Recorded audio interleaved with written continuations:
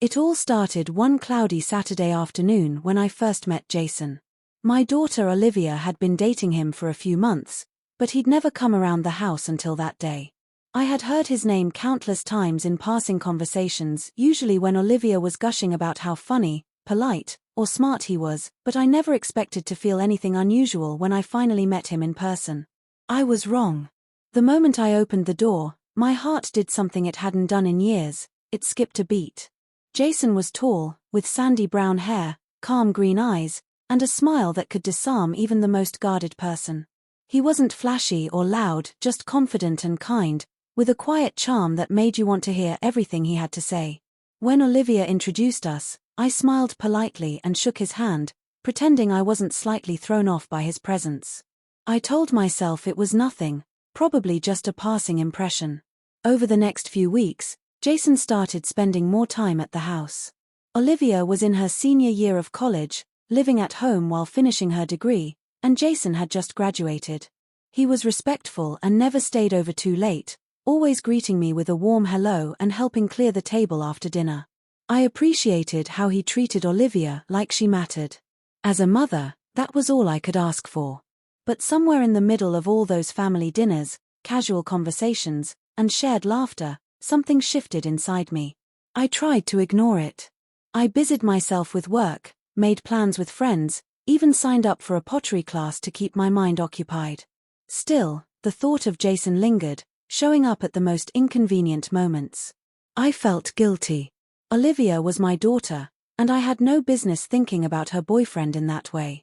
But emotions don't always listen to logic, and mine were tangled in ways I couldn't fully explain.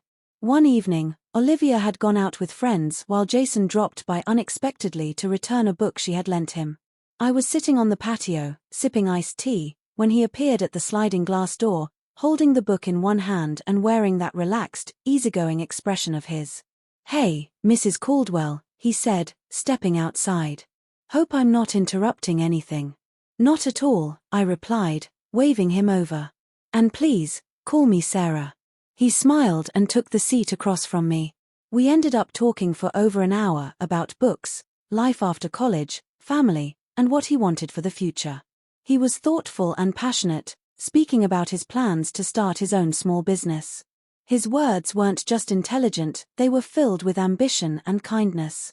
I felt something stir in me again, something that had been buried beneath years of routine and responsibility. The next day, I felt ashamed. I avoided being in the same room with him whenever he visited, not because I disliked him but because I didn't trust myself. Olivia didn't notice. She was in that euphoric phase of a new relationship, always smiling, texting, or planning weekend dates. I envied her youth, her openness to love, the way she embraced the world without fear. It reminded me of the woman I used to be. Then came the weekend that changed everything. Olivia had gone on a girls' trip with her college friends, leaving Jason in town. He had texted Olivia asking if it was okay to stop by and drop off a gift he'd bought her. She told him to leave it with me, so I expected him briefly. I didn't expect him to stay. I certainly didn't expect what followed. When Jason arrived, he seemed relaxed, but I could sense something was on his mind. After handing me the small, gift-wrapped box, he lingered. I invited him to stay for coffee, partly out of politeness, partly because I couldn't help myself. We sat in the kitchen, the air strangely quiet despite the occasional clink of spoons on ceramic. Then, he said something I didn't expect. "Sarah," he began slowly, "can I ask you something personal?" I raised an eyebrow, curious but cautious. "Sure, as long as it's not too personal." He hesitated, then asked, "Have you ever fallen for someone you knew you weren't supposed to?" I blinked, unsure how to respond. My stomach knotted. Was he referring to me? Was this a test? I managed a neutral answer. "I think most people have, at least once." He nodded, eyes on the table. "It's confusing. You try to push it away, but it keeps coming back." Silence sat between us like a third person. I wasn't sure whether to run or ask him to explain. But then he looked up at me with an honesty that took my breath away. "I think about you sometimes," he said. "Not just as Olivia's mom, but as someone I respect. Admire." I didn't want to say anything, but I feel like you've been distant lately. I don't want things to be weird. I stared at him, frozen in place. My heart pounded in my chest, a mix of shock, flattery, and fear. I didn't know what to say. So, I didn't say anything. I stood up, muttered that I needed some air, and stepped outside, the cool breeze hitting my face like a wake-up call. I felt foolish. What was I doing? Entertaining feelings for a man nearly 15 years younger and my daughter's boyfriend? Jason followed a few moments later. I didn't mean to upset you, he said gently. I needed to be honest. His words hung in the air, tangled with the rustling leaves.